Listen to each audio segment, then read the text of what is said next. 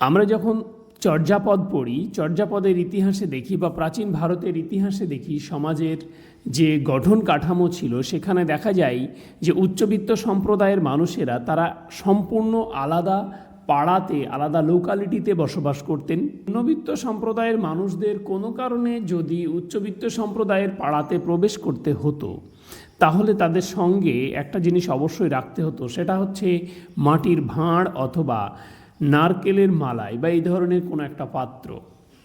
কি কাজে ব্যবহার হতো জানেন সেই পাত্রটা? যদি তাকে একটু থুতু ফেলতে হতো বা পেশাব করতে হতো, তখন তার সঙ্গে রাখা যে পাত্রটা, সেই পাত্রে করতে হতো। উচ্চবিত্ত সম্প্রদায়ের পাড়াতে তার থুতু ফেলার কোনো অধিকার ছিল না, এবং ছিল সেটা ভয়ানকভাবে পাপ।